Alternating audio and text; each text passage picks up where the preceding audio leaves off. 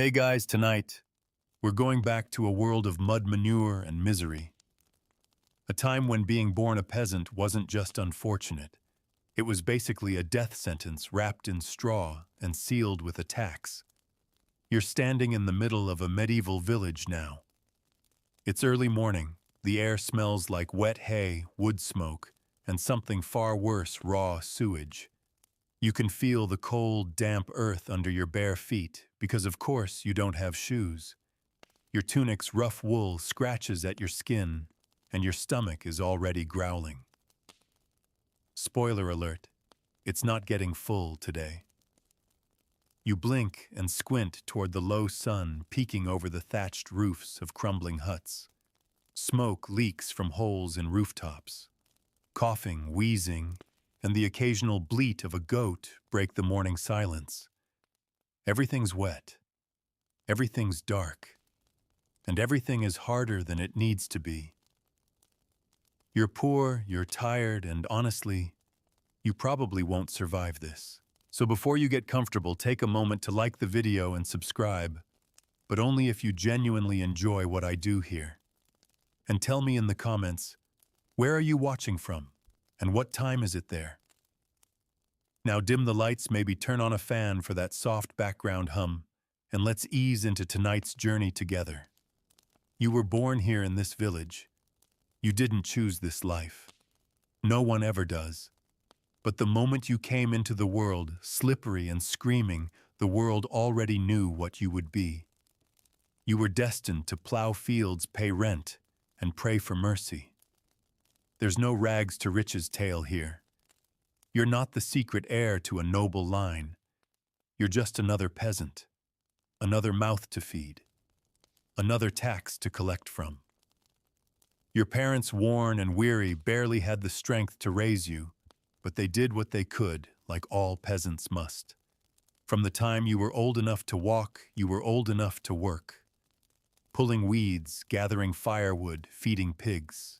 There were no toys, no books, no naps on soft feather beds. Just chores, chores, and more chores. If you were lucky, your family had a pig. If you were really lucky, it wouldn't die before winter. Every day begins with dawn. The rooster doesn't crow so much as shriek.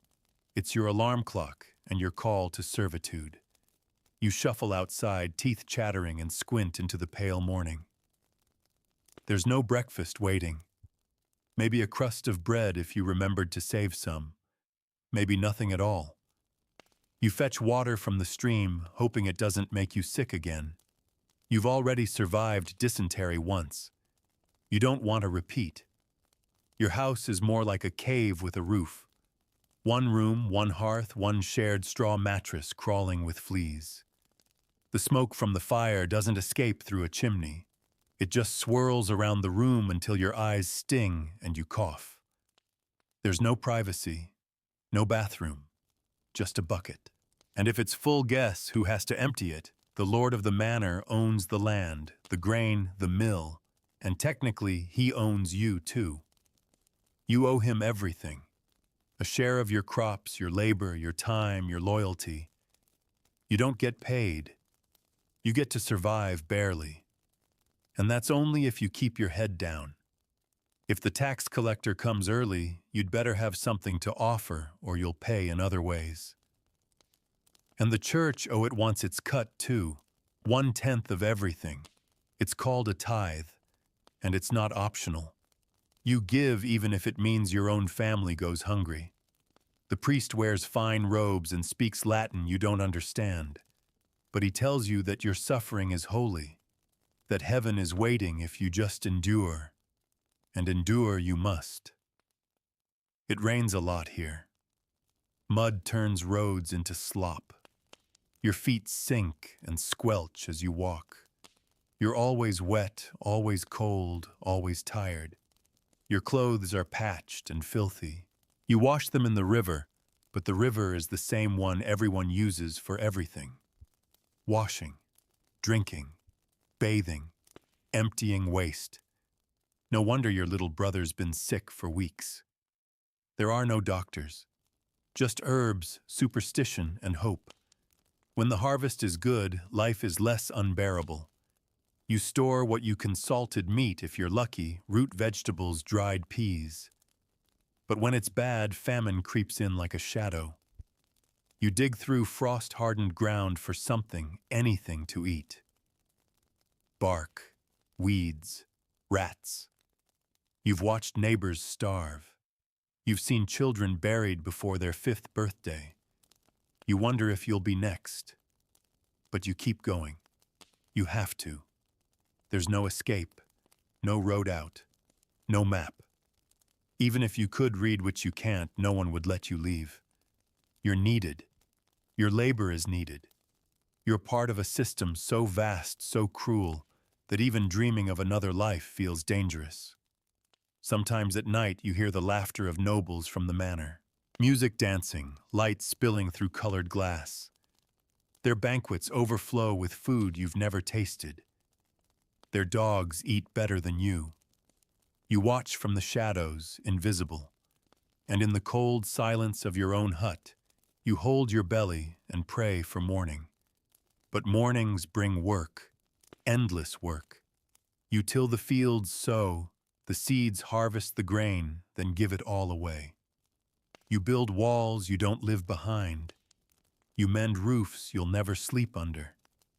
Your body aches. Your hands crack. Your back hunches long before old age sets in. Marriage isn't about love. It's about survival. Another pair of hands, another womb. Your wife bears children not for joy but for necessity. If 2 survive out of 6, you count yourself blessed. When death comes, it's not poetic. It's not noble. It's sudden, filthy, and silent. Maybe it's the pox, maybe it's infected wounds, maybe it's childbirth, maybe it's just hunger. There's no funeral, just a shallow grave and a murmured prayer. You believe in God not because you've seen him, but because you need to believe that this isn't all there is, that the suffering means something, that heaven will be the reward for your agony. You kneel in the dirt and whisper hopes you barely understand, and still you wake up the next day. Because you must. In the distance the bell tolls. The Lord has summoned his peasants again. Work needs doing. Grain needs grinding. Pigs need slaughtering. You wipe your nose, straighten your bent shoulders, and march into another day of drudgery. You have no name here. Just a role. Just a burden. Just one more body in a sea of toil. But don't worry, we're just getting started. Let's keep walking. You step out into the brittle morning light, and the wind hits you like a wet slap. Even in spring, it bites through your thin wool tunic. You rub your hands together, but they're rough, cracked, and raw. You haven't known softness in years. Your body is an instrument of labor, nothing more. Your legs exist to carry buckets, your shoulders to hoist sacks, your hands to bleed into the soil. You are what you can do until you can't. The thatch roofs are weeping with dew and mold. Smoke curls lazily from a few fire holes, but no one's wasting good firewood unless it's freezing. Wood costs sweat. You have to chop it, haul it, guard it. Same with water drawn from the murky stream that meanders between fields and homes thick with silt, and who knows what else. The water is brown, most days, yellow some. It's gritty in your teeth. You pretend not to notice. Today's task: manure spreading. The worst of the worst. Buckets of dung from cows, pigs, and your own family piled in a reeking mound behind the hovels. No gloves, no tools. Just your hands, a shovel, and a will not to gag. The smell clings to you like shame. It gets into your hair, under your nails, into your soul. And yet this is a good day because the manure means the fields might grow something. The field is your world. stretching far and gray beneath the low clouds, stitched into long, narrow strips your family leases from the Lord. It isn't yours. Nothing is yours. You toil from sunup to sundown, bending, planting, cutting, digging, praying. And for what? A handful of barley, a pouch of rye, some cabbage. Maybe if the harvest's good and the pests don't come and the Lord doesn't decide he needs more for his pantry. You glance up toward the manor house at the edge of the hill. It sits like a smug, fat toad above your world. Stone walls, wooden gates, a chimney that actually works. You've never been inside, but you've seen the stewards come and go, dressed in thick cloaks with clean boots. They don't nod at you. They don't even see you. Your memories of childhood are a blur of cold mornings, thorns in your feet, and the endless gnaw of hunger. You remember chasing a squirrel once, hoping you could catch it. Not to play with. To eat. You didn't catch it. Your father beat you for wasting time. But he cried while doing it. That's what broke you. The village is a cluster of huts, mostly leaning and sagging like old men. Thatched roofs with straw blackened from years of soot and rain. No doors, just flaps or cloth. Chickens roam freely. Dogs do too if they're not dead. Children cry, cough, or stare blankly from doorways covered in dirt and something that might be lice. You don't remember a time when anyone was clean. Clean is a fantasy, a luxury. A story told by drunks. Marriage was arranged for you. No one asked what you wanted. Your wife Marion had strong arms and a sturdy back. That's what mattered. She didn't smile often, but when she did, it was like the sun breaking through storm clouds. You learned to love her the way trees love earth, deep, silent, and through struggle.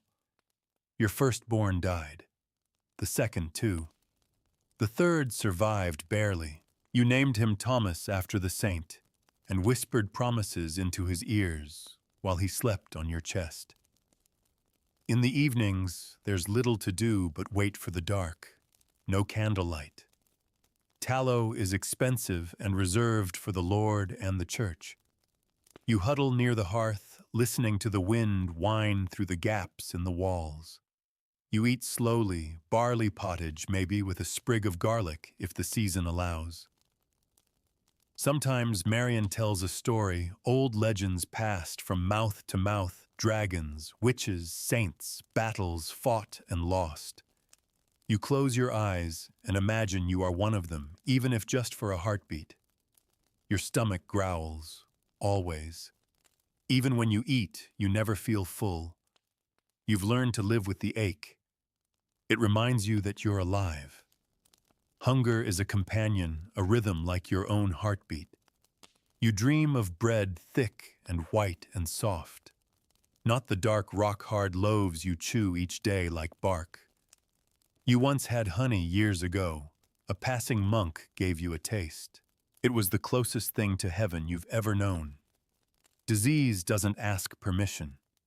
It arrives with a cough, a fever, a lesion. And suddenly, half the village is sick. You don't understand it, but you know what follows, sweating, shaking, praying, and burying. You've buried friends, cousins, a sister. There are no doctors, only the herb woman with her poultices and prayers. Sometimes she helps, often she doesn't. When your fever comes, you drink boiled water, lie down, and wait to live or die. And death doesn't care if you're busy. It doesn't care if you still have debts to pay or a child to raise. One day your neighbor William was fine. The next his lips were black and his skin bubbling. You helped dig the grave deep enough to keep the dogs out. His wife screamed the whole time. You didn't look her in the eye. The church bells ring on Sundays. That's the one day you don't work, at least not in the fields. You walk to the chapel, your one decent tunic pulled over your shoulders. The priest is already preaching when you arrive. You kneel on the dirt floor, cross yourself, and listen. He speaks in Latin. You don't understand it, but his voice is strong, full of fire. He tells you that suffering is your path to salvation, that the meek shall inherit the earth. You nod because what else can you do? You fear sin more than death. At least death is quick. Sin is eternal. Hell is real to you, painted in fire and shrieking souls on the chapel walls. You confess your sins, often laziness, impure thoughts, envy. You don't mention the time you stole a turnip. God saw. You know he did. You've never seen the sea. You've never been to a city. The next village over might as well be Rome. Travel is for merchants and soldiers. You are neither. Your world is no bigger than your feet can carry you in a day. And even then, you'd have to ask permission from the bailiff. Festivals are the only real color in your life. Harvest feasts, saints' days, the rare wedding where ale flows and fiddlers play. You dance with bare feet on packed dirt. You laugh until you forget where you are. For a few hours, you're not just a peasant. You're a person. But it never lasts. Tomorrow is waiting. Tomorrow, with its aching hands, its empty stomach, its demands. You'll rise in the dark. You'll march into the fields. You'll hope it doesn't rain, or hail, or freeze. You'll avoid the steward's eye and pray the pig doesn't get sick again. And you'll do it all without question. Because you are a medieval peasant, and this is your life. The wind picks up again as you step away from the fields, dragging the stink of dung and decay with it. There's a sharpness to the air now. You squint at the sky. Gray, low, heavy, the kind of sky that promises nothing good. Storms don't wait for permission, and when they come, they flatten crops, drown roads, and turn your meager world into a swamp of ruin. You've seen entire harvests washed away overnight. No grain, no pay, no mercy.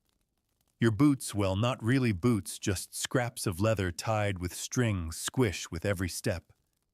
They're soaked through, but better than bare feet on frozen earth. You remember when you tried walking barefoot in the winter. Your toes turned purple. One never fully recovered. It's numb to this day. Back in the village, you pass Agnes the widow. Her husband died last spring of fever in the blood. She's got 4 kids, 1 goat, and not enough hands. You helped her mend her fence once, and she gave you half a loaf of bread in return. That's how things work here. Quiet generosity traded with eyes that say don't tell anyone. Because if the reeve finds out, he might ask questions, and questions lead to penalties. There's no police in your world, just the reeve, the bailiff, and the manor steward, all men who serve the Lord's interests. They don't keep you safe. They keep you in line. A broken fence, an unpaid tax, a missing hen, those can land you in the stocks or worse. One boy, barely 12, was caught poaching rabbits last winter. He just wanted to feed his family. They found him swinging from a tree at the forest edge by morning. That image never leaves you. The forest is both fear and fantasy. Technically, it's off limits. The Lord claims it for himself, his hunting grounds, his game, his timber. But you sneak in sometimes. You and a few others moving like ghosts, hoping for berries, mushrooms, maybe firewood. You'd never dare take an animal. Even snapping a branch can get you flogged. But sometimes you see deer. You watch them move swift and free, and for a second you ache with envy. That freedom isn't for you. You are a part of the land, but you do not own it. Everything here is borrowed, rented, tied to your labor. You lease your strips of field from the manor. Lease your rights to graze. Lease your soul, it feels like. And if the Lord decides to take it back, there's nothing you can do, but it's not just the land that binds you. It's time itself. You live by seasons, by the planting, the growing, the harvest, the hunger. There are no clocks in your house, no calendars. The bell in the chapel tells you when to wake, when to gather, when to stop. You know the rhythm not by numbers but by aches. When the frost lifts, your knees ache. When the barley ripens, your back gives out. Time doesn't pass in years. It passes in aches. Every season brings its own misery. Spring is wet, a swamp. You slog through it to sow seeds, hoping the birds won't eat them. Summer bakes the earth until it cracks, and you sweat through endless days, hoe in hand, back bent like a question mark. Autumn is a race harvest, what you can before the rains come. Winter is just waiting to die. In winter, food runs out. Always. You ration. You chew slow. You drink weak ale instead of water because at least it won't kill you. You curl up by the fire legs to chest and hope the cold doesn't creep too far into your bones. You've seen what frostbite does.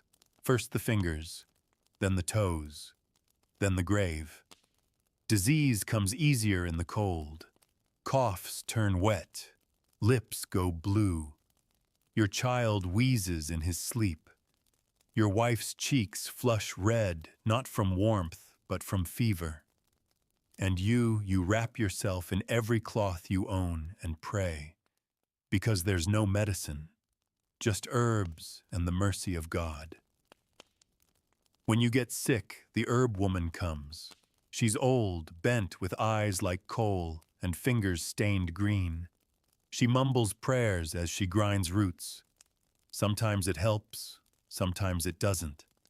People whisper that she's a witch. You don't care. If she saves your wife, she can be a demon for all you care. And when people die, and they do, often it's quick and silent. One day they're in the fields beside you, the next, they're cold on a board covered in a blanket. You don't wail, you don't sob. You bow your head and dig. There's always another grave to fill. You bury them shallow, say the words the priest taught, and move on. Grief here is private, tucked deep inside like everything else you can't afford to show. But it's not all death and mud, not always. Some days the sky clears, the sun is soft and golden, the barley shimmers, the birds sing, and for a breath it's almost beautiful. You sit with your back against a tree, your child playing nearby, and you think, maybe this isn't hell. Not today. You remember a song, a melody your mother used to hum as she kneaded dough. You hum it now under your breath. It's a lullaby, but it feels like a prayer. Then a bell rings in the distance. The bailiff wants more workers at the mill. You push yourself up with a groan. Your knees crack. Your spine protests. The child runs to you, arms up. You lift him, he's so light, and set him on your hip. You whisper, I'll be back. You always come back. You have to. There's no one else. The mill is loud, the wheel turning with water and groaning wood. You help sack grain for hours. Dust chokes your nose. Your arms scream. But this is your life, and you've grown used to the screaming. When you finally return home, the sun is gone. Your wife has soup boiling.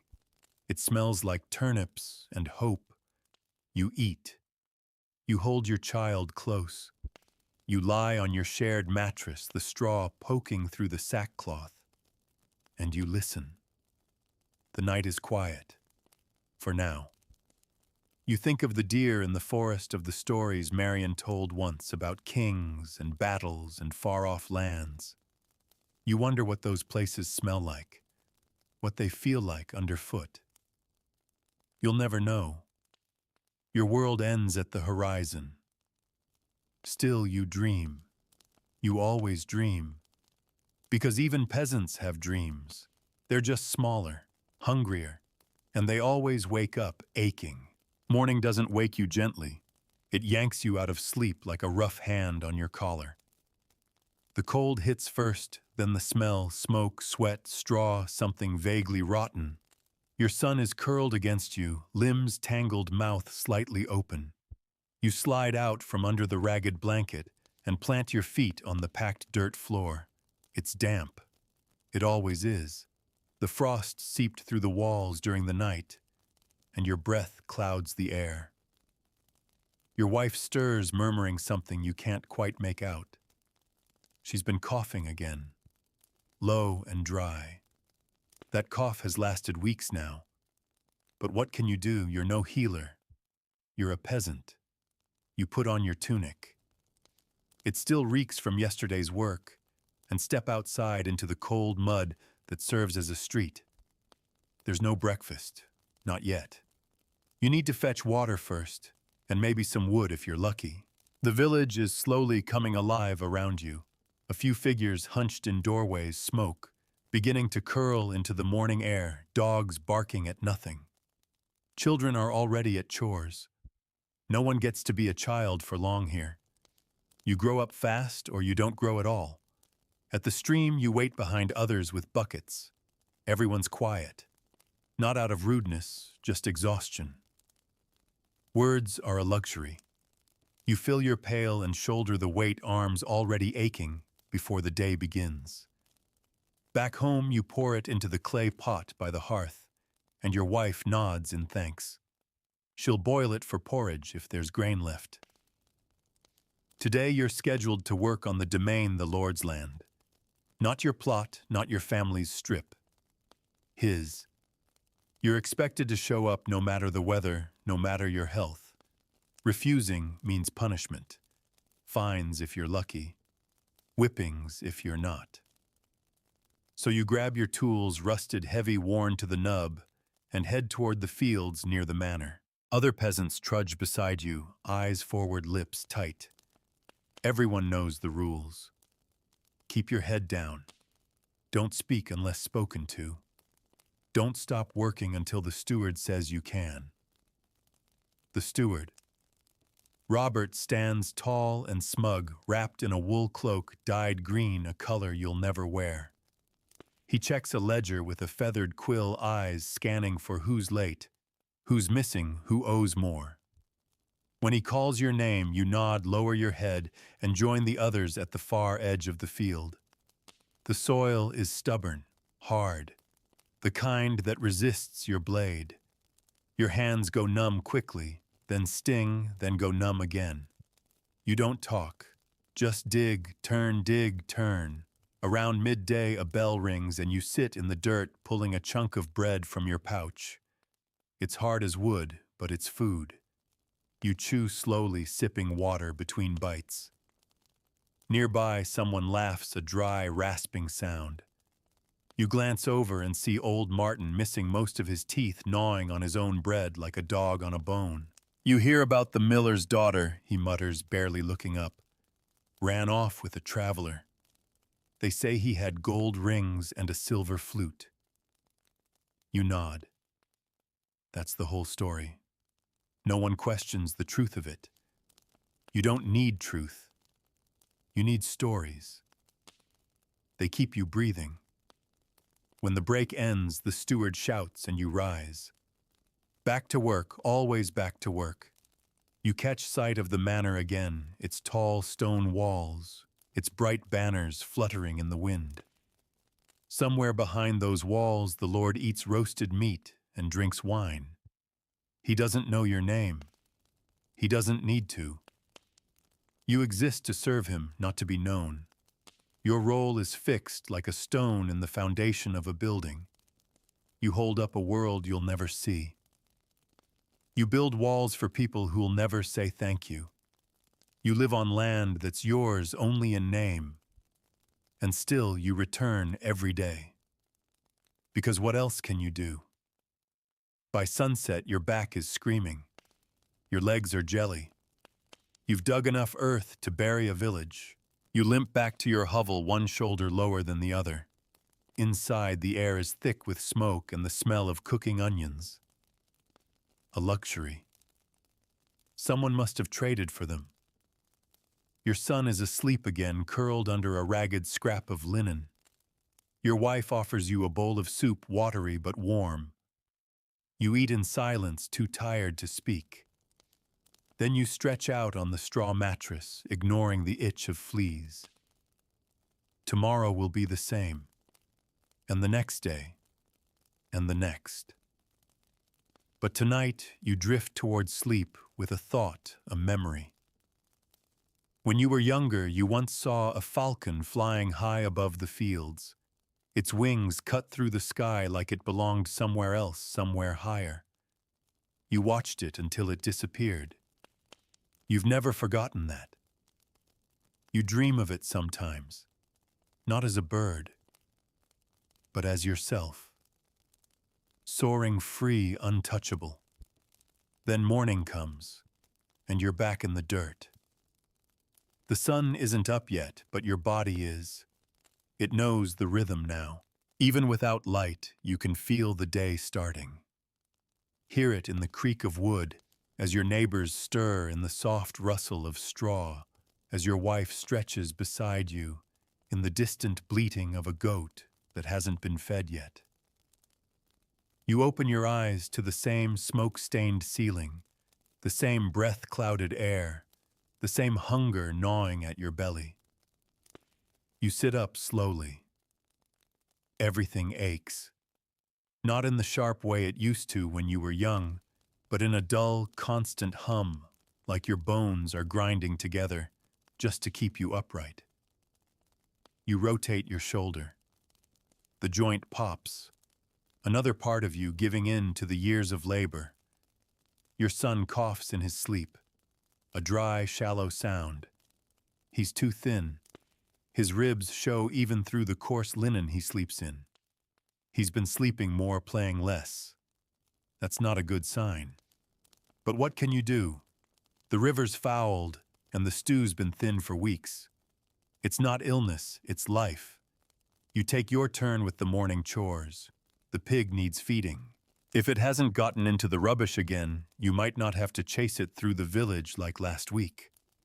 The chicken coop is quiet, and you find 2 eggs, one cracked, one intact. It feels like a victory. You pocket the good one like treasure. Outside, the wind is still. It's rare. The village almost feels peaceful in this early light before the clamor and shouting begins. You breathe it in: wood smoke, manure, damp grass, and something sour from the ditch. It's the smell of survival. Not pleasant, but familiar. It tells you you're still here. The Lord's taxes were collected yesterday. That's why people seem quieter today. Thinner, even. You saw the steward's cart wobble away under sacks of barley, rye, dried fish. Some families had to give up their seed grain just to meet the quota. They won't make it to spring. You know it. They know it.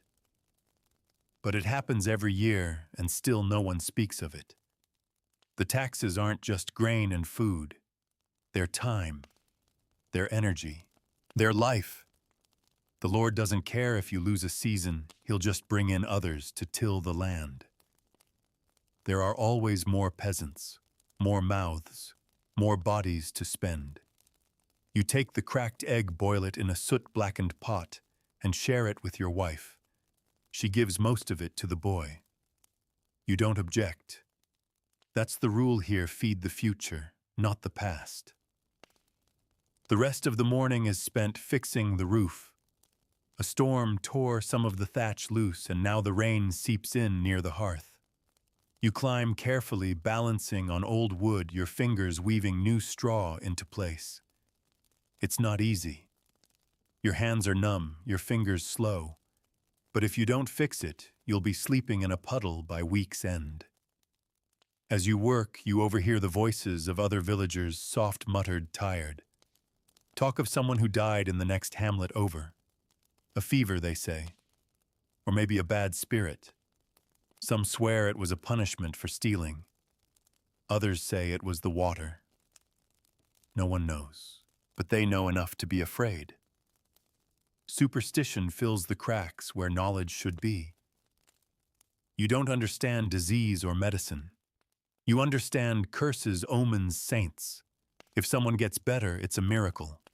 If they don't, it's God's judgment. Either way, you can't question it. Only priests can do that. After the roof is patched, you turn to the next task, helping your neighbor repair his fence. His goats keep wandering into your plot, eating your sprouts. He's not a bad man, just overwhelmed. His wife died in childbirth last summer. Third one in 3 years. Now he's raising 4 kids alone, and it shows in the way he stares past you when you talk to him like he's seeing something too far away to reach. You don't charge him. He doesn't offer pay. That's how it works. Mutual survival through silent favors. In the afternoon, you take your son to the stream. He needs fresh air, and you hope the walk might lift his spirits. You hold his hand the whole way. It's small and warm, fragile. He asks if you'll tell him a story. You nod. You tell him about St. George and the dragon, even though he's heard it 100 times. He smiles anyway. You reach the stream and crouch beside him. The water's low and slow. A pair of frogs leap into the reeds. He giggles and you feel a flicker of joy. A rare thing. You bottle the feeling in your mind, storing it away like dried herbs for use when things get worse. On the way back, he asks if the king is real. You say yes. He asks if the king is good. You pause. You tell him the king is far away. You return to the village just before sunset. A cow has gone missing, and a few villagers are already organizing a search. The loss of one cow is devastating. It means less milk, less manure, less meat. You offer to help tomorrow. You want to rest tonight. Dinner is barley stew with a little onion and wild herbs. No meat. Meat is rare maybe once a week if you're lucky, and only if your traps catch something or a neighbor's animal dies. When it does, it's shared, nothing wasted. Every piece, every bone boiled and scraped until there's nothing left but memory. That night, you and your wife sit by the hearth. She sews a tear in your tunic, hands moving slowly by firelight. You ask how she feels. She says fine, but she's not. You both know it. The color in her cheeks is gone. Her breath is shallow. The fever's still there. You don't talk about it. You just sit close, her hand resting on yours. You know what it means to lose. You've lost before. You'll lose again. But not tonight. Tonight you'll let yourself believe she'll get better. That tomorrow will be kinder. That your son will grow tall, strong, and never have to mend a roof with his hands split open. You lie down beside them, wrapping yourself around the boy like a shield. You listen to the fire crackle, to your wife's quiet breathing, to the wind pressing against the walls like a whisper. And for a moment, just a moment, it almost feels like peace. The roosters scream you awake before the sun even dares to rise. You groan, rubbing sleep from your eyes, muscles stiff from another night spent curled like a question mark on straw. There's something in your back now, a deep pinch that flares whenever you twist too far or lift too much. You stretch, hoping it'll fade. It won't. But you've got work to do, and pain is part of the uniform. Your wife's forehead is damp with sweat. Her fever's worse.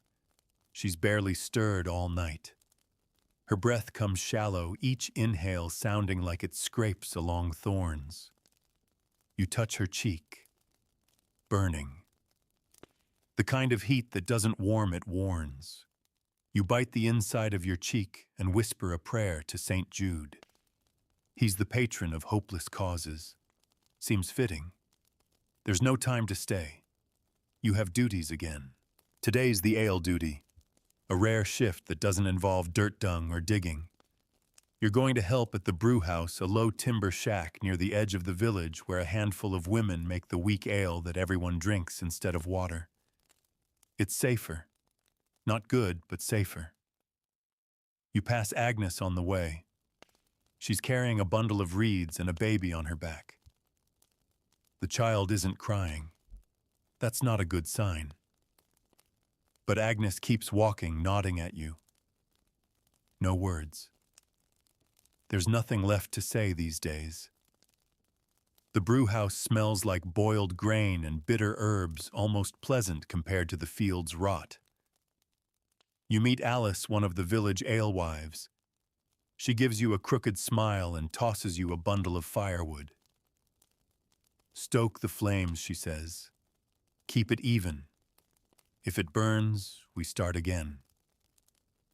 You nod and set to work. The process is simple but constant. Barley's been soaked in water and left to sprout, then dried in the sun. You help grind it into rough malt and boil it with water in a huge iron cauldron. Then herbs go in, not hops, which are too expensive, but mugwort or yarrow, things you can forage. Afterward, it's left to ferment in wooden barrels where it'll turn cloudy and sour. But drinkable. And drinkable means life. Everyone drinks ale. Children, elders, you. Not because you're all drunkards, but because water will kill you faster. Ale won't give you dysentery. Not usually. Alice talks as she works. She has a sharp tongue and sharper hands. She used to be married, but her husband died in a woodcutting accident. Now she makes ale, sells it, and survives. She's not liked by the church. Too bold, too independent. But the village needs her brew. Even the priest drinks it. She glances at you while skimming foam from the surface of the bubbling pot. You look half dead. What's wrong? You hesitate. Then answer. Marion's sick. Worse than before.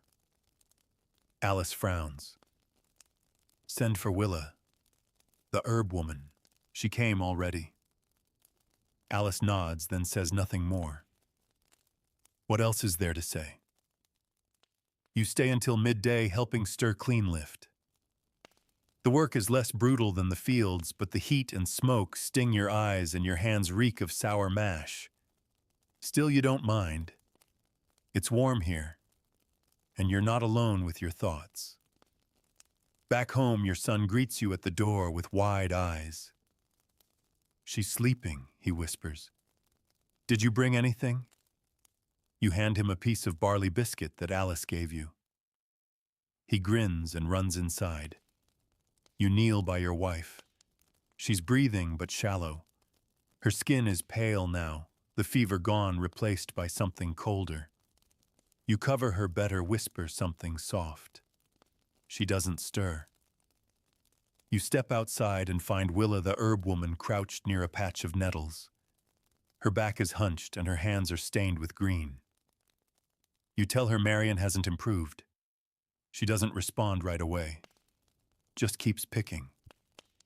Some things root deep, she finally says. No herb can reach them. You swallow. Is there anything else? She gives you a small bundle of dried leaves. Brew this with hot water. Make her sip it. If she can.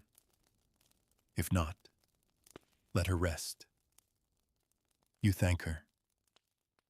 She says nothing more. That night, the village gathers in the square.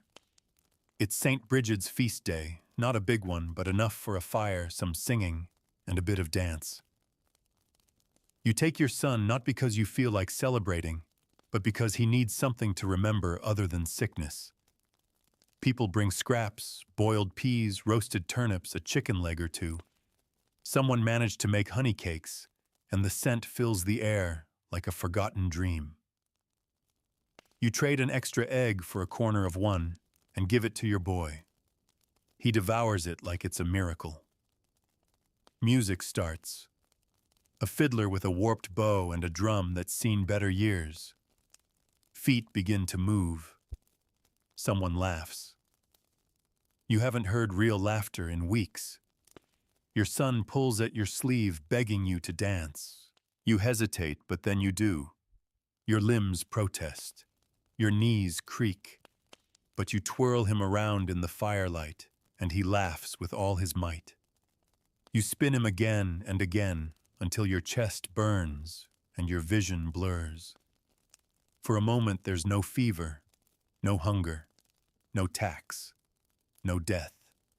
Just fire laughter and the soft thud of feet on dirt. When you carry him home, he's asleep on your shoulder. You lay him down gently, tuck him in.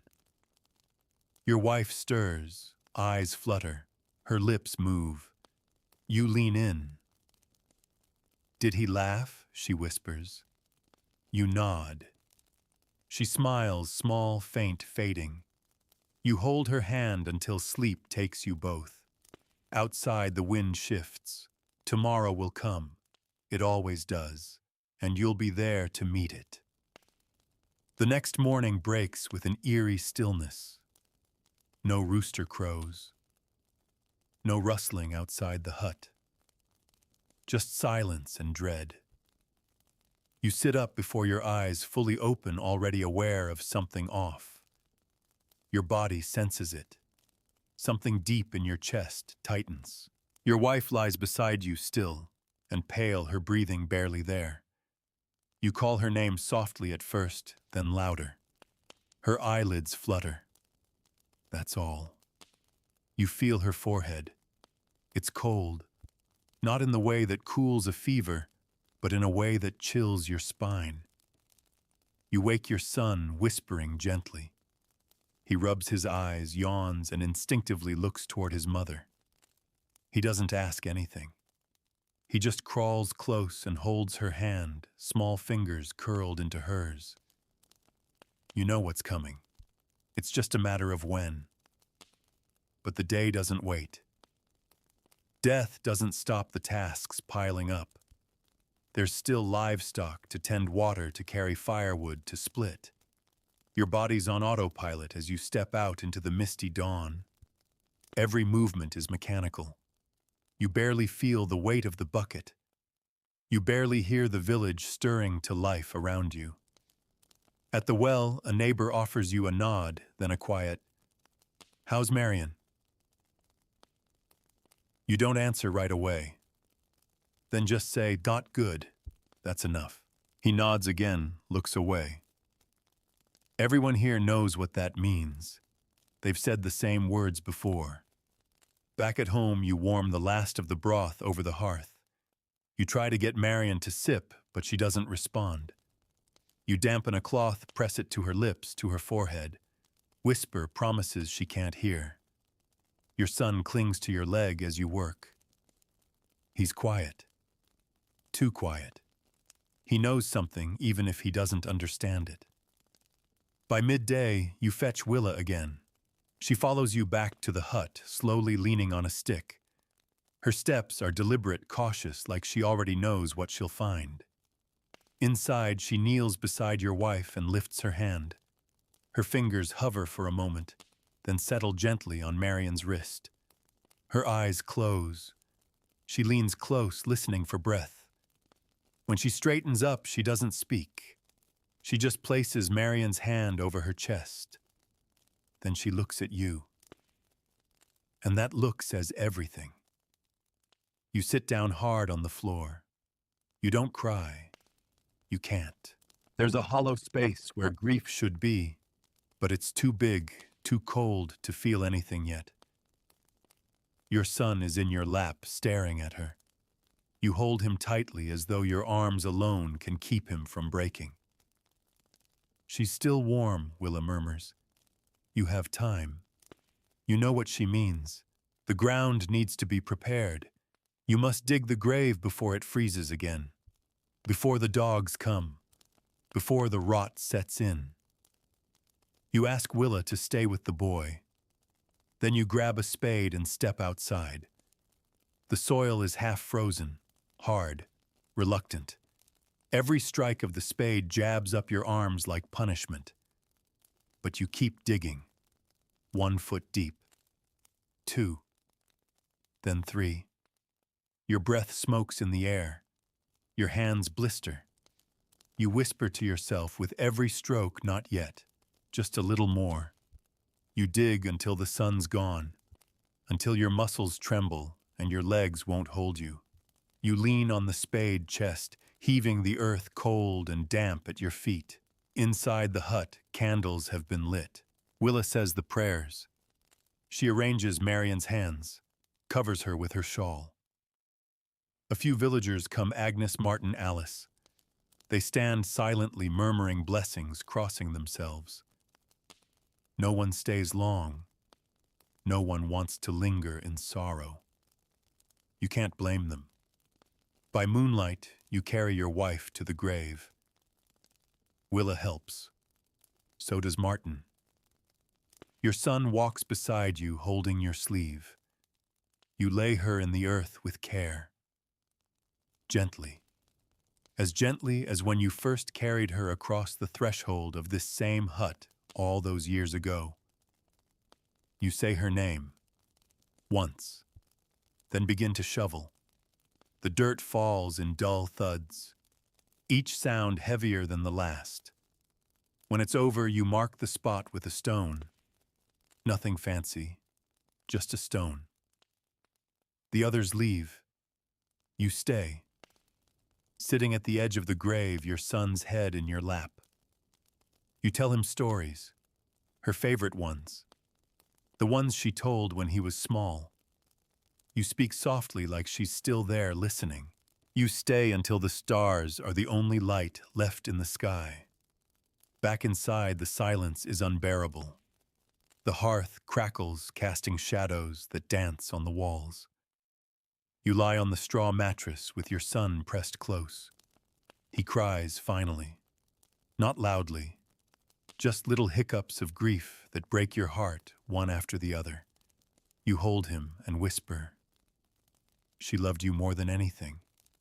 She would have given you the whole world if she could." You don't sleep. You just lie there, eyes open, mind blank. And then before you know it, the rooster crows again. Another day begins, and you're still breathing. Somehow.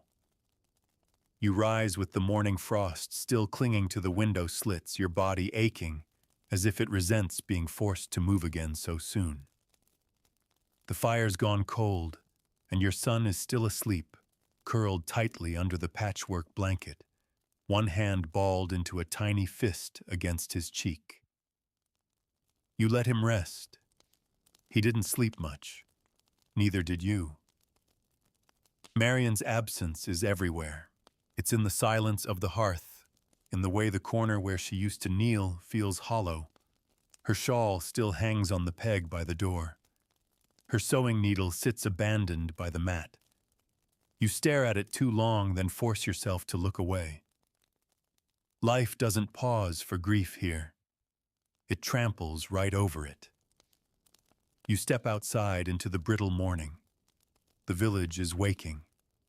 You can hear the chopping of wood, the low hum of voices, the splash of water being poured from buckets. Agnes offers you a nod as she walks by with her arms full of laundry. No words, just a nod. That's the kind of sympathy peasants offer. The kind that says, "I know, and I'll pretend I don't if that's what you need." Your son wakes slowly. You give him the last of the barley bread for breakfast. He chews it quietly, staring at the fire. His face is pale tired. You reach out, smooth his hair back, and tell him you'll be working today, but not far. Just near the edge of the field, patching a collapsed fence. He nods, but his eyes stay fixed on the embers. Before you go, you speak to Willa again. You ask if she'll keep an eye on him. She agrees without hesitation. She's softer now since Marion, less gruff. She sets him up near her bench with some sticks and a knife to whittle with. It's the best you can do. The fence is near the manor fields, one of the sections dividing your village plot from the Lord's pastures. A tree fell during the storm last week and crushed several posts. If the Lord's animals get into your crops, you'll pay the price. Not him. You. So you work slowly, resetting the stakes, tying new cord, driving them into the frozen ground. It's hard work, but methodical. You can lose yourself in it. For a while, you don't have to think about the silence of your home or the way your boy watched the flames without blinking. But thoughts creep in anyway. You remember the first time Marion smiled at you. Not a half smile or a polite nod, but a real one. It was after you fell in the mud hauling a sack of grain. She laughed so hard she nearly dropped her own basket. You were embarrassed. She was delighted. That smile stayed with you for days. You slam the mallet down harder than you need to. The post splinters slightly. You take a breath. Steady your hands. Keep working. Around midday, Alice finds you, brings you a hunk of cheese and a crust of bread wrapped in cloth. You need to eat, she says, not offering it as a kindness but as a demand. You nod, take it. It's the first real food you've had since yesterday. She sits for a moment, doesn't speak, just shares the shade with you. Then she says, "You're not the first to lose someone. You won't be the last. But you're still breathing. So keep breathing. That's all." Then she's gone. You eat slowly. Chew every bite like it might vanish. Then you finish the fence and return to the village. Your son is sitting beside Willa's fire, carving a piece of wood with slow, careful strokes. When he sees you, he runs up and hugs your leg tightly. You crouch down and ask what he's making. He shows you a small, crooked figure. "It's Mama," he says without looking up. Your breath catches. You run your thumb over the carved wood. It's rough, but somehow perfect. You help him finish it by firelight, smoothing the edges, adding a simple face, wrapping a bit of string around the middle to mimic her shawl. When it's done, he places it by the hearth, carefully, reverently. Later that night, you sit beside him in the flickering glow, staring at that little wooden figure. It seems too small to hold all that she was, but somehow it does. It's her in your son's hands. It's her in your memory. You whisper her name once, quietly. Your son doesn't speak. He just leans against you, his head resting on your arm. Outside, the night settles in. The world continues. And so do you. You wake with your son's head resting on your chest. The fire barely embers the cold, creeping in through the cracked timber of the walls. The wooden figure he carved still stands near the hearth, casting a long, trembling shadow in the last of the firelight. You touch it gently. The wood's still warm. You rise slowly, trying not to disturb him. His sleep has been shallow lately. When he stirs, he clings to your shirt, murmuring something half-formed, then drifts back off. You wrap another cloth around him, whisper a quiet promise, though you don't even know what you're promising anymore, and step outside. The air bites. The dawn is sharp and gray dew already freezing on grass and thatch. You nod to Martin as he passes by with a bundle of sticks strapped to his back. He nods back, says nothing, just gives you a look. You're part of a club now, one none of you ever wanted to join. The widowed, the alone, the ones who bury what they can't bear to lose. Today you're heading to the woods, not to poach. You wouldn't dare, not now, not when one wrong move could mean losing what little protection you have. But firewood has to come from somewhere, and the common rights allow you to gather fallen branches so long as you don't cut anything down, so long as you're not seen with too much. You take your son with you. He's still quiet, but there's color in his cheeks again, and his hands are busy clutching a basket and the little wooden carving. You carry a hatchet just in case and a rope for bundling. The forest looms as it always does, like a living wall, breathing and watching. You walk the narrow dirt path until the trees swallow the sky and the sounds of the village fade behind you. Birds call out sharp warnings. The undergrowth is thick with brambles. The trees here are old, gnarled, bent, like men who've lived too long under a lord. Your son skips a few paces ahead, kicking through leaves, whispering things to himself, maybe to the little figure tucked under his arm. You stay close, eyes sharp. The woods may offer food, fuel, medicine, but they're also full of stories. Dark ones. People go missing in forests. Everyone knows someone who never came back. You find a downed tree, its branches dry and splintered. Perfect.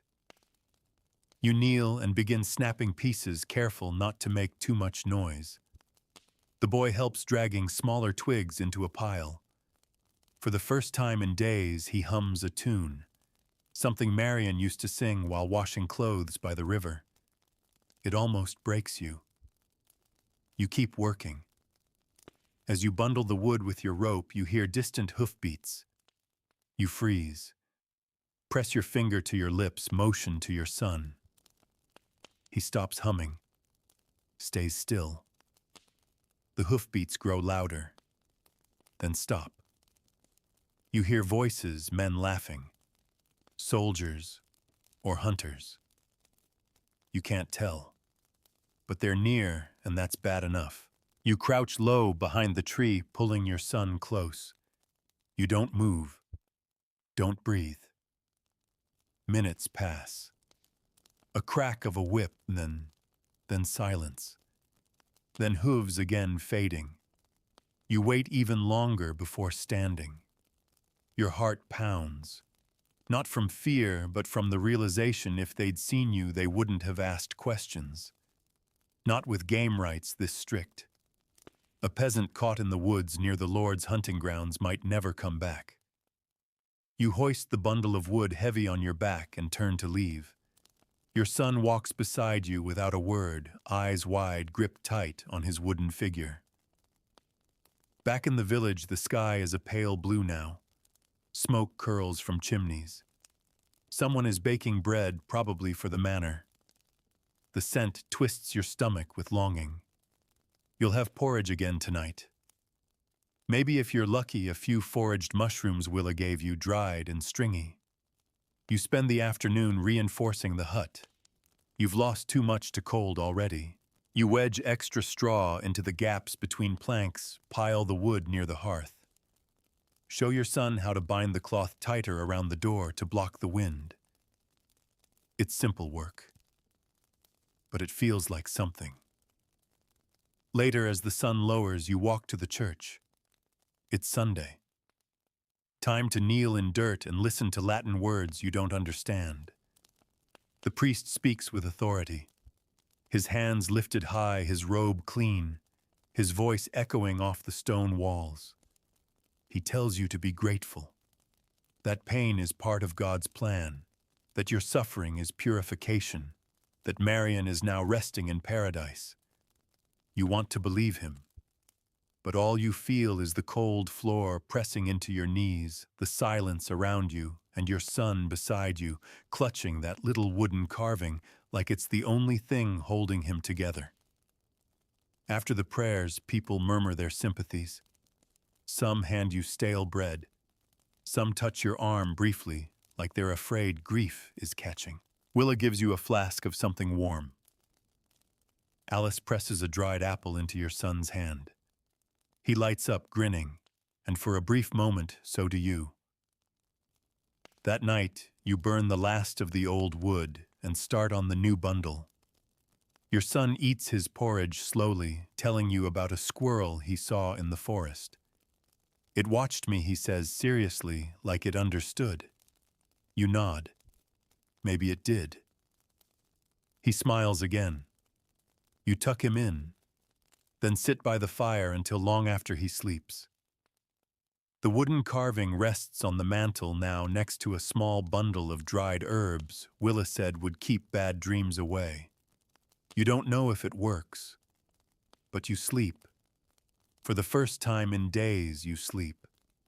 And in your dreams, you hear Marion singing, softly, from the woods.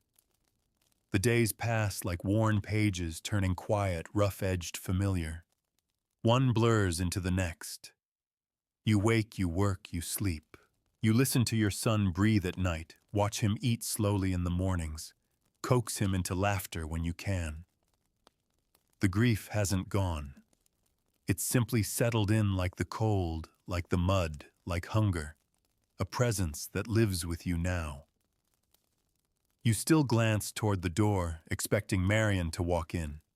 You still catch yourself saving a portion of food, forgetting she's no longer there to eat it. Her shawl still hangs on the peg. You haven't had the heart to move it. You don't think you ever will. But life keeps grinding forward, because that's what it does, especially here. Today's work is communal drainage clearing.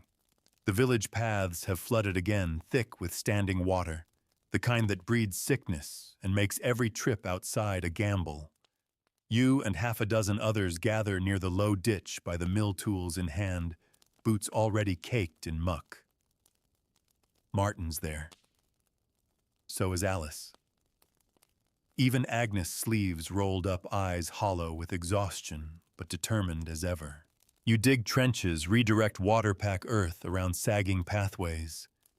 It's slow, cold, wet work. Your arms burn. The mud sucks at your legs with every step. But no one complains.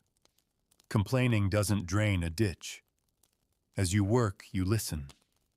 Not just to the squelch of shovels, but to the murmured gossip drifting between villagers. The Lord's men passed through the next hamlet. Took 4 lads, claimed it was service, looked more like a raid. They say war's coming again. That last one chills you worse than the water. War. You've heard the word before. It drifts into peasant life like smoke on the wind. You never see the battles. Not really. But you feel them. In the higher taxes. In the conscription of men. In the absence of sons, husbands, brothers. In the silence that follows messengers at dusk. You glance down at your hands, scarred, calloused, trembling with fatigue. If war came here, if the Lord called for men, you'd be expected to go. No training, no choice. Just a spear in your hand and prayers in your throat. And if not you, then who your son? Not yet. Please, not yet. By midday, the ditch is flowing again, the path slightly less treacherous. You eat lunch with the others, stale bread soaked in weak ale. Alice has a bit of smoked fish she shares. You give a bite to your son who's been watching from the edge of the field, playing with a stick and carving notches into the ground like he's drawing a map of an imaginary land. He asks you what war is. You pause, then say, "It's when people far away make decisions and we pay for them." He frowns. "Like when the Lord takes our chickens, worse, you say. Chickens grow back." The next day, the bailiff arrives. Not alone. 2 mounted soldiers flank him, one young, one older, both armed. Their boots gleam, their cloaks are dry, and they look down at the villagers like gods visiting ants. The bailiff reads from a scroll, new levies, more food, more hands, more everything. You're told that another tithe will be collected next week. The mill will need extra work, and young men should be prepared to report if summoned. The villagers murmur, but no one protests, not out loud. You all nod, keep your heads down, because defiance is dangerous, and you have too much to lose. That night, the village is quiet again. Too quiet. You sit by the fire with your son. He's carving another figure, this time a horse. Its legs are too long, its back crooked, but he's proud of it. You admire it like it's gold. Tell him he's clever, steady with his hands. He beams. You ask if he's had any bad dreams. He shrugs. Sometimes. What do you dream about? He shrugs again. Mama, but she doesn't talk, just walks away. You nod slowly. She's walking somewhere good, you whisper, somewhere warm. He leans into your side. Are we going there too? You don't answer right away. Someday you say. But not yet. Not while we've still got work to do. Outside, the wind rattles the hut. You stuff cloth into the window cracks and feed another branch to the fire. There's not much left. The next wood gathering will need to be soon, if the weather holds. You lie beside your son, listening to the wind moan over the rooftops, to the fire wheeze in the hearth. Your body is sore, your soul heavier, but your hand rests on his back, steady, firm. He sleeps easier now, less tossing, less murmuring. You watch him breathe, and in that quiet you allow yourself the briefest sliver of peace, not happiness, not comfort, but the fragile relief that for one more night you've made it through. And tomorrow, you will rise again, in the dark, in the cold, and continue. Dawn claws its way through the mist like a reluctant guest. There's no sun, just a dim graying of the sky, barely enough light to see the outline of the frost-bitten fields outside your crooked doorway. You rise slowly, not from laziness, but because every joint in your body reminds you you're not a boy anymore. Your shoulders creak, your knees crack. Your back feels as though someone's been beating it with a sack of rocks. Your son is still asleep, tangled in the blanket, lips parted in a gentle breath. He's growing into his face now. Less round, more serious. There's a look in his eyes lately that you hadn't noticed before, a sharpness, a quiet sort of watching. He's beginning to understand, beginning to see the world for what it is. You wish he didn't have to. But there's no room for wishing here. Outside, the mud is frozen stiff, ridged with the tracks of goats and boots. The village is already moving. Smoke rises from chimneys. Someone coughs hard near the well, and the distant ring of an iron hammer tells you the blacksmith is already at work. Today is one of those odd jobs days. Not manor work, not field tilling, not brewing, just fixing, tending, hauling. The kinds of chores that fill the space between backbreaking and soul draining. You check on the old thatch roof again. It's holding for now. You promised Marion you'd fix it before last winter. It took until this one. Funny how things get away from you even when they're right over your head. Your son wakes while you're pulling on your outer tunic. He sits up, hair tousled, blinking at the cold air. You help him dress, wrapping the extra cloth around his chest, tying the sleeves tight at the wrists. His hands are raw, red and dry. You promise to rub them with tallow tonight, if Willa can spare some.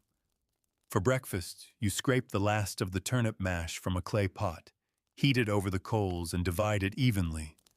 It's bland, barely warm, but it fills the belly for now. Your son doesn't complain. He hasn't in days. You both head out to the blacksmith's. He needs help hauling wood and pumping the bellows, and in exchange he'll sharpen your knife and maybe give you a nail or two. His forge is the warmest place in the village, filled with the heavy scent of smoke, iron, and sweat. Your son watches wide-eyed as sparks fly in bursts from the anvil. The blacksmith laughs, gruff and kind, and lets him pump the bellows once or twice. "You've got a strong lad," he says to you, handing over the finished blade. "Keep feeding him. He'll be lifting carts in no time." You smile, but it doesn't reach your eyes. Feeding him, that's always the challenge, isn't it? Later, you take your son to Willa. She has a jar of animal fat mixed with herbs good for cracked skin. You trade her a bundle of dried mushrooms in return. She rubs your son's hands gently, muttering something low under her breath. Not a prayer exactly, but something like it. "He needs boots soon," she says, not unkindly. "Winter's not finished with us." You nod. I'll ask Agnes. She's got a boy 2 years older. Maybe something's been outgrown. Willa looks at you, really looks, then places her hand on your arm. You're doing better than you think. You almost believe her. That afternoon, the Reeve arrives. He's counting heads, making notes. There's talk of another levy coming grain tools cloth. You don't know what more they can take. There's nothing left to squeeze but bone. After he leaves, the murmurs grow louder. In the square by the well at the edge of the woods. Fear clings to the village like smoke. The king's army needs men. The war has moved closer. Some say the enemy is just a few villages away. No one knows which enemy. It doesn't matter. There's always an enemy, always a border being drawn in blood. You sit on the edge of the pasture, knife in hand, carving a scrap of wood while your son plays nearby. The figure you're shaping is rough, simple, a man with a cloak, maybe a knight, maybe a traveler. You're not sure. Maybe you just needed your hands to be busy. Your son asks, would you have to fight if the soldiers come? You pause. Maybe. Will they take me? Not yet, you say too quickly. But later you nod slowly. Maybe. When you're older. When the time comes. He thinks about it, then looks at you seriously. I don't want to fight. You reach out, pull him close. Neither did anyone who ever did. That night you mend the door latch. The wind's been slipping through too easily. You tuck extra straw under the bed, boil another pot of mash, and hold your son longer before sleep. He hums Marion's lullaby to himself, quietly, off-key. But it's enough. You lie awake, staring at the ceiling, counting breaths, listening for hoofbeats that haven't come yet. The world is growing darker. But your fire still burns. And for now, that's enough. The frost doesn't melt until mid-morning now. Your breath hangs in the air as you move through the chill, a thin veil of vapor that disappears before it finishes forming. The world feels brittle, like one wrong step might shatter it. Even the trees look stiff with cold, their limbs raised toward the sky like they're begging for a sun that barely rises. You begin the day at the stream, which has turned to a slow-moving ribbon of ice. Drawing water takes longer now, breaking the surface, dipping the bucket, wiping away the slush. You carry it back carefully, every drop precious. Slip, and it's wasted. There's no margin for error anymore. Inside the hut, your son tends the hearth. He's better at it now, learning how to coax warmth from dying embers with patience and a steady hand. Marion used to say he had quiet magic in him, gentle magic. Not the kind that summons storms or speaks with spirits, but the kind that makes a home feel like more than a pile of wood and straw. You hear her words sometimes in your head, soft and wistful. They come and go like smoke. After breakfast, oat porridge watered down to stretch it. You wrap your son in his patched wool cloak and head to the fields. It's not planting or harvesting season. It's maintenance. Preparing for spring should spring decide to come at all. You're rebuilding the boundary hedge, the one separating your narrow strip from the steward's grazing land. You work with Martin and a few others, weaving thorn branches through hazel stakes, your hands nicked and bleeding by the hour's end. It's tedious work, but necessary. If the livestock cross into your land come spring, you'll be blamed, not the steward, and you'll pay for it in grain or worse in time. Your son sits nearby carving again. He's made a small bird today. The wings are too big, the head a bit lopsided, but there's life in it, a kind of spirit. He's gotten better. You wonder if he sees these creatures in dreams and brings them into wood. Will the birds come back? He asks, watching the empty branches sway in the cold wind. You nod. When the weather softens. He looks up. How do they know when to return? You think about it. Maybe they just feel it the same way we know when to hope. He accepts that answer without question. That's the gift of youth. You don't need certainty, just something to believe in. In the afternoon, you visit Agnes.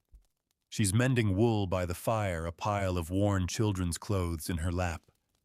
She lost one of her girls to fever last month, and you can still see it in her eyes. The way she doesn't quite focus. The way she folds shirts that no longer need folding.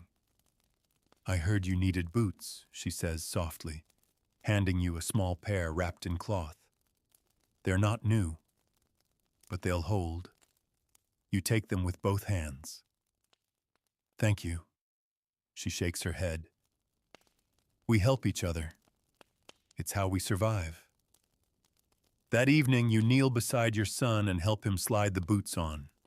They're a little big, but warm and whole. He stomps around the hut with an exaggerated swagger, showing off like a knight in shining armor.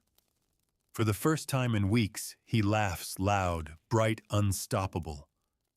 You laugh too. It feels like breathing again after being underwater. Later by the fire, you whisper a prayer. Not a long one. Just a line you remember from when you were a child. Lord, don't make the path easier. Just make my steps sure. The door creaks. The wind slips through the cracks, but the fire holds, and so do you. The next morning, a message arrives. The reeve, flushed and short of breath, calls for a gathering. All able-bodied men are to meet at the edge of the village by sundown. No explanation, just orders. You look at your son. He stares back at you. No words pass between you, but the fear settles in the room like smoke. You take his hand. Because if war is coming again, you'll need to remember what peace feels like, even if it's just for one more day. By late afternoon, the village square is filled with the low buzz of uncertain voices. Men gather with eyes cast downward, hands deep in their cloaks, the air thick with nervous breath and unspoken questions. The reeve paces like a man holding in bad news, and the two armed riders flanking him only add to the weight pressing on everyone's chest. You stand toward the back, your son beside you, his small fingers clutching your wrist with a quiet, trembling grip. He doesn't ask what's happening. He already knows enough to be afraid. The reeve clears his throat. The Lord has received word, he says, voice too loud for the stillness. The king's men are moving north. War is stirring again. Villages like ours are to be counted, measured, prepared. Should the call come, we are to offer men. No one speaks. He goes on reading from a worn scroll. The words are cold, bureaucratic. Able-bodied males aged 12 and above may be summoned. Each household must be ready to contribute labor material or, if needed, blood. A murmur ripples through the crowd like a shiver. 12. That means boys. That means your son. Your hand tightens around his shoulder. But the reeve adds no names are being taken today. This is a warning, a sign of what may come. That is all. That is enough. The crowd breaks apart like ice cracking under weight. No one dares linger. Fear, when shared, is twice as heavy. Everyone wants to be alone with it. You carry your son home without saying a word. He leans into you, too old to be carried, but too small not to need it. At the hut, you light the fire and sit in silence. Your son sets his wooden carvings on the floor, 6 of them now. A bird, a horse, a woman, a tree, a small house, and a figure holding a stick. You watch as he lines them up carefully. Then he starts carving a new one. "Who's that?" you ask gently. He shrugs, still working. "A soldier." You nod, swallowing the lump in your throat. That night, you dream of marching, of mud and horns and men screaming your name. You dream of Marion standing in the doorway holding the boy's hand. You wake to your son snoring lightly beside you and the fire burning low. You add another log. You watch it catch. And then you decide. If the call comes, you'll go. You won't let them take him. The next few days settle into a strange calm, the kind that arrives before something breaks. The reeve doesn't return. The messengers don't either. But you can feel the tension like a rope pulled taut, behind every glance, every whispered word. People walk faster now, speak less, look south more often. You busy yourself with repairs, tools, fences, the roof. You even fix the latch on the grain bin that's been loose for months. Anything to keep your hands moving, to keep your mind from imagining what a battlefield might look like. Your son senses it. He clings to your side, helps you when he can, sits close when you rest. Sometimes he carves. Sometimes he just stares at the fire lips pressed tight. He doesn't ask about his mother anymore. But sometimes you hear him whisper her name before he falls asleep. One afternoon, Willa finds you by the stream, gathering herbs from the thawing ground. She offers you a small bundle of dried valerian.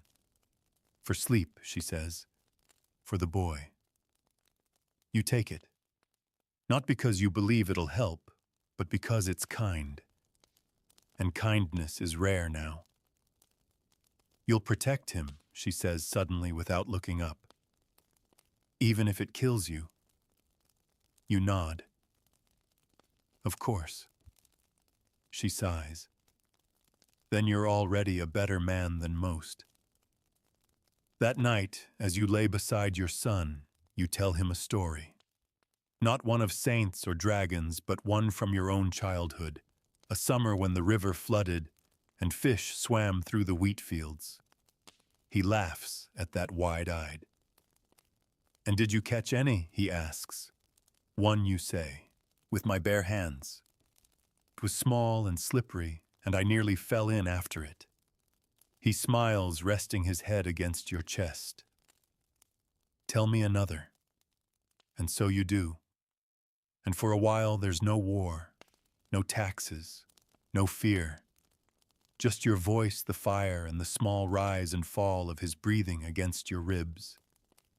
You don't know what tomorrow brings, but tonight you hold peace in your arms, and that's enough for now. The snow returns overnight, not thick, not heavy, but enough to blanket the village in a thin sheet of silence. Everything looks softer under white, cleaner.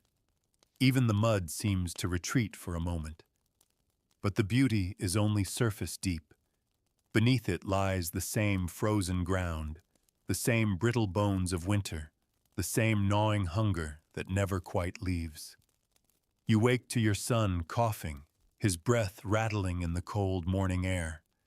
His boots, thankfully, are still dry from yesterday. You wrap him tight and heat water on the hearth for tea, the valerian Willa gave you, steeped with a few crushed berries from the pouch she'd tucked in as a gift. You hope it soothes him.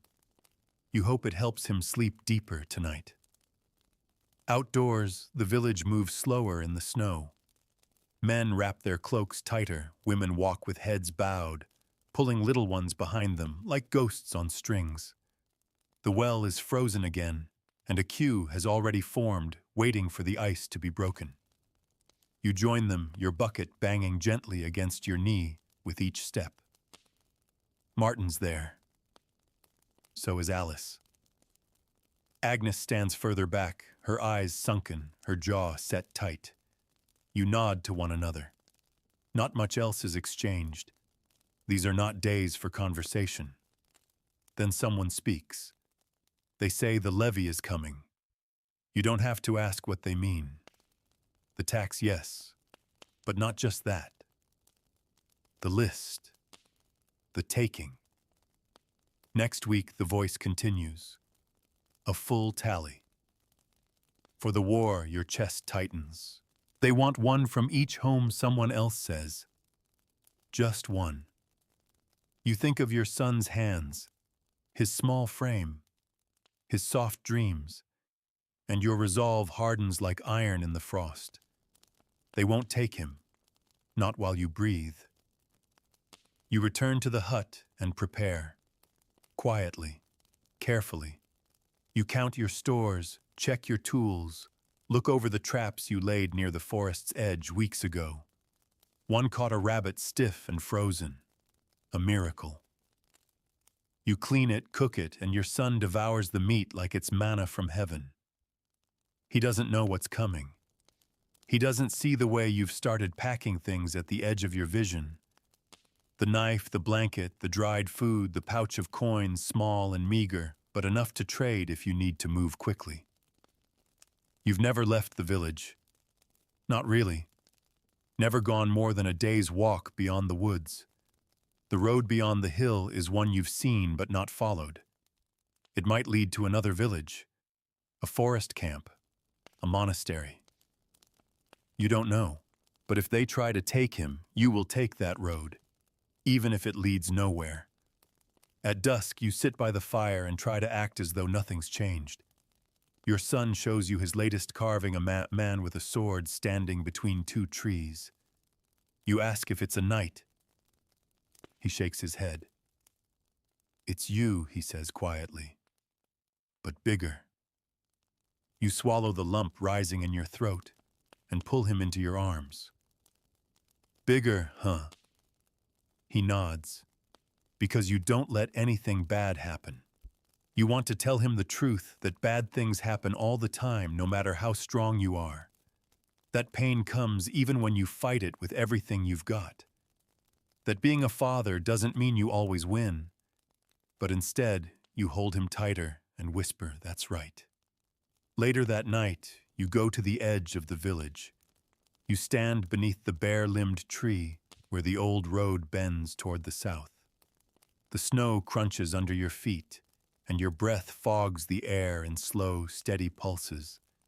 You think of Marion, of the firelight in her hair, of the soft humming she did while weaving, of the way she once whispered, "Oh, keep him safe." You promised, and you'll keep that promise. The wind cuts through your cloak and you close it tighter.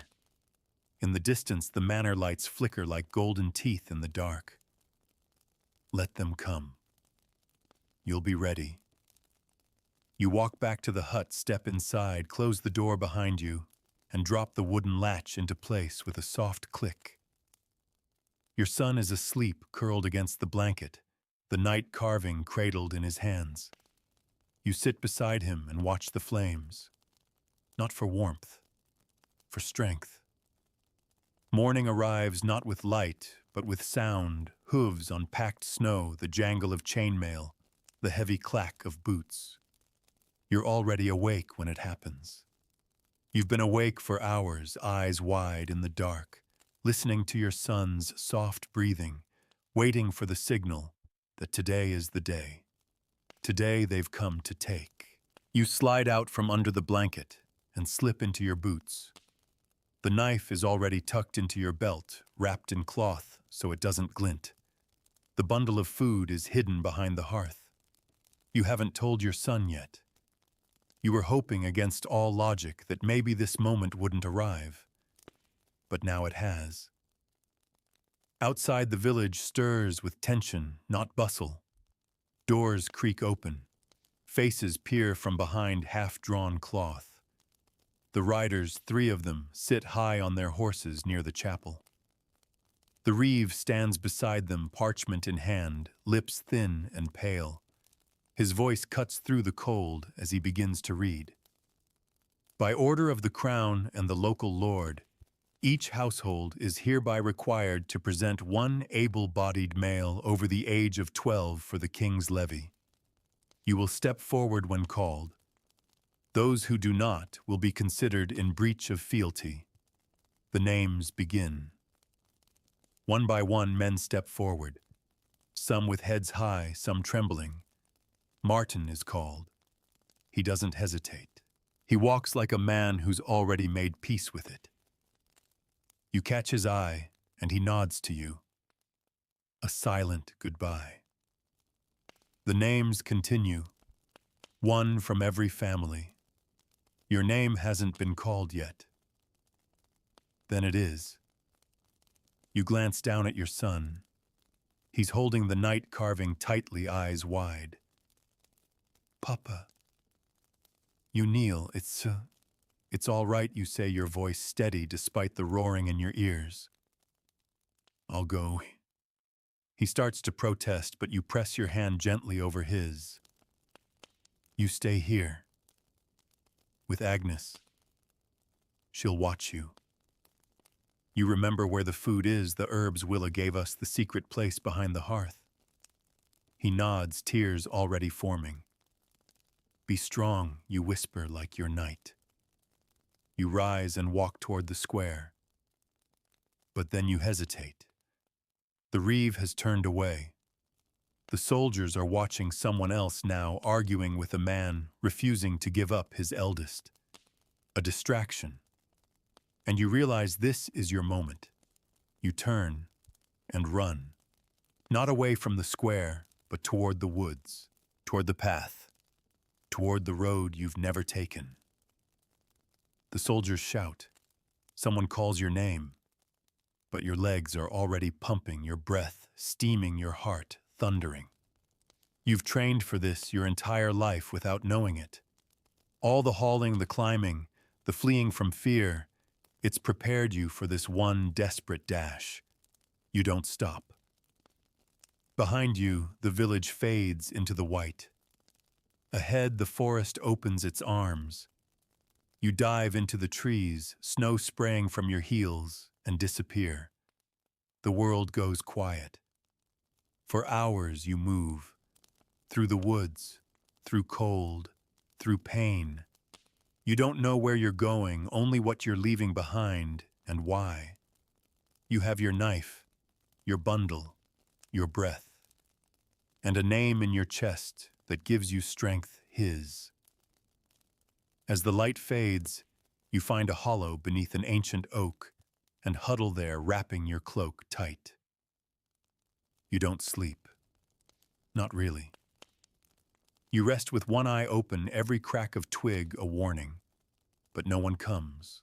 The next day you move again. By the third day you find a charcoal burner's camp, a kind man who doesn't ask questions. You trade labor for food, strength for shelter. For now it's enough. You'll move on again soon. Maybe join a monastery's work crew. Maybe vanish into some nameless village far from here. You'll send word back somehow. One day, you'll return for him. You promise. Back in your village, your son watches the path through the woods every day. He stays with Agnes. He helps Willa. He carves more figures, each one a little stronger, a little taller. He hasn't spoken much, but at night by the fire he holds the night close and whispers, "He's coming back." And in the quiet, with the wind howling beyond the walls, he believes it. He has to, because hope is what peasants live on when everything else is taken. And hope is what you've left him. You're still here. Safe, warm, and resting now. No snow underfoot. No hunger in your belly. No soldiers calling your name. Just the hum of the fan, the gentle glow of your screen, and the stillness of this moment. Tonight you've walked in the footsteps of someone who lived a life you'll never have to. A life of quiet suffering and untold resilience. A life of aching hands, hollow stomachs, and sacrifices so deep they echo across time. You've seen how the world once worked on backs like his, with knees bent in fields and shoulders bowed, not by choice but by the weight of survival. And still, he loved. He protected. He endured. You made it through his story. From the muddy beginnings to the narrow escape, you stayed with him until the end.